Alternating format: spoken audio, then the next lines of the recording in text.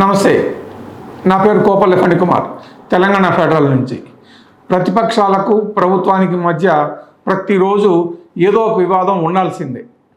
ఇప్పుడు తాజా వివాదం ఏమిటంటే కోహెడా. ఈ కోహెడా అనేది ఇబ్రహీంపట్నం నియోజకవర్గంలో అబ్దుల్లాపేట్ మండలం ఉంది. ఆ అబ్దుల్లాపేట్ మండలంలో కోహెడా అనే గ్రామం ఉంది. అందులో ఫ్రూట్ మార్కెట్ ఏర్పాటు చేయాలనేటువంటి ఒక వివాదము అధికార పార్టీకి ప్రతిపక్ష బీఆర్ఎస్కు మధ్య అగ్గిరాజేస్తోంది.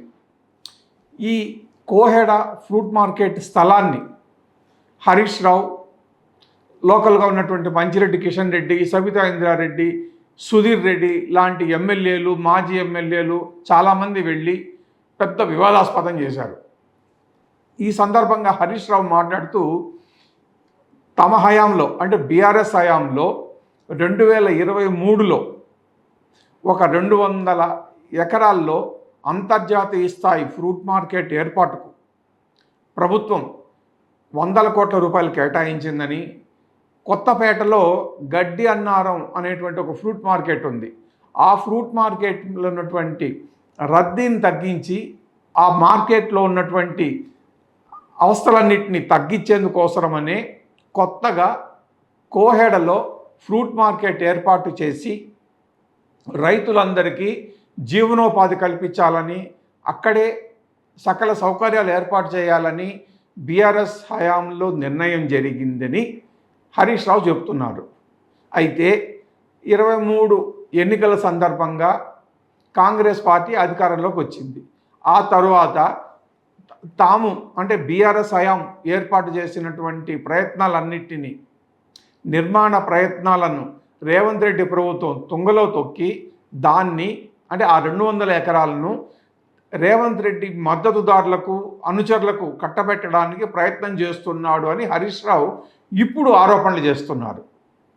ఇది ఈ రెండు పార్టీల మధ్య లేదా ప్రభుత్వానికి, ప్రధాన ప్రతిపక్ష బీఆర్ఎస్కి మధ్య తాజాగా అగ్గిరాజేయడానికి కారణమైంది. హరీష్ రావు ఇంకొన్ని ఆరోపణలు ముందుకు తీసుకెళ్తున్నాడు. ఏమిటి?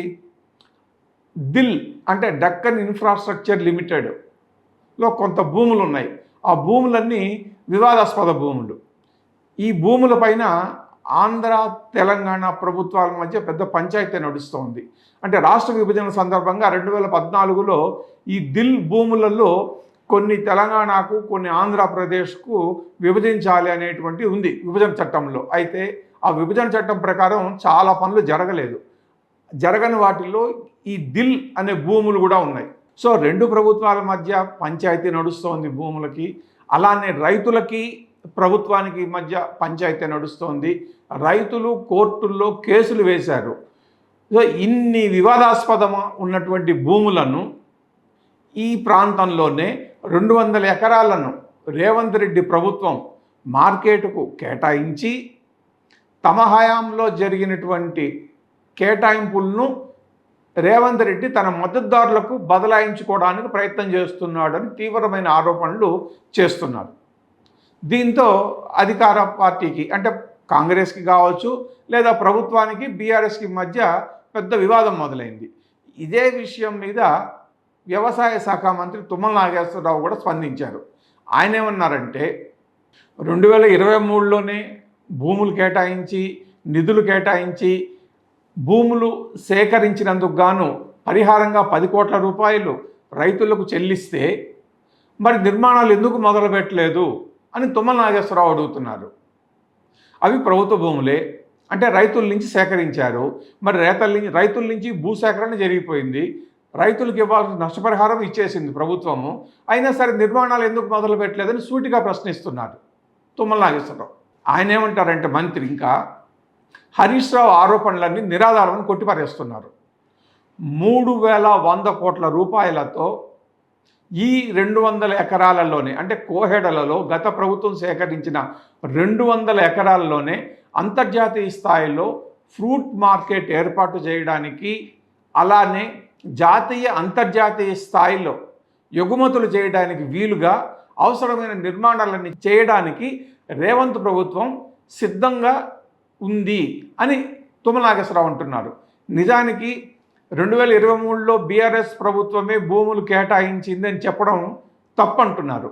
2011లోనే కాంగ్రెస్ ప్రభుత్వమే ఇక్కడ 178 ఎకరాలు కేటాయించిందని, కాంగ్రెస్ ప్రభుత్వం అధికారంలోకి వచ్చిన తర్వాత రేవంత్ రెడ్డి ప్రభుత్వము 2011లో కేటాయించిన 178 ఎకరాలకు గాను అదనంగా మరొక 170-180 ఎకరాలను కలిపి మొత్తం మీద అంతర్జాతీయ స్థాయిలో డెవలప్ చేయాలి ఫ్రూట్ మార్కెట్ అని ప్రభుత్వం సంకల్పించి డిపిఆర్ను రెడీ చేసి నిర్మాణాలకు అవసరమైనటువంటి చర్యలు తీసుకుంటూ ఉంటే మధ్యలో హరీష్ రావు దూరి కంపు చేస్తున్నాడు విషయాన్ని. హరీష్ రావు లేని వివాదాన్ని సృష్టించి ప్రభుత్వం మీద దుష్ప్రచారం చేసి బురద జల్లుతున్నాడని చెప్పేసి తుమ్మల నాగేశ్వరరావు మండిపడుతున్నారు. రేవంత్ రెడ్డి ప్రస్తుతం ఈ 5 రాష్ట్రాల ఎన్నికల బిజీలో ఉన్నారు. ఈరోజు కేరళ ఎన్నికల్లో రోడ్ షోల్లో ఉన్నారు. వెనక్కి తిరిగి వచ్చిన తర్వాత ఇదే విషయం మీద ప్రభుత్వం ఒక నిర్ణయం తీసుకుని తొందరలోనే నిర్మాణ కార్యక్రమాలను చేపడుతుందని తుమ్మల నాగేశ్వరరావు స్పష్టంగా చెప్పారు. మరి హరీష్ రావు చేసిన ఆరోపణలు లేవనెత్తిన వివాదం కరెక్టా? మరి తుమ్మల నాగేశ్వరరావు చెప్పినటువంటి సమాధానము, చేస్తున్న ప్రయత్నాల మీద వివరాలు కరెక్టా అనేది తొందరలోనే తెలుస్తుంది. Thank you.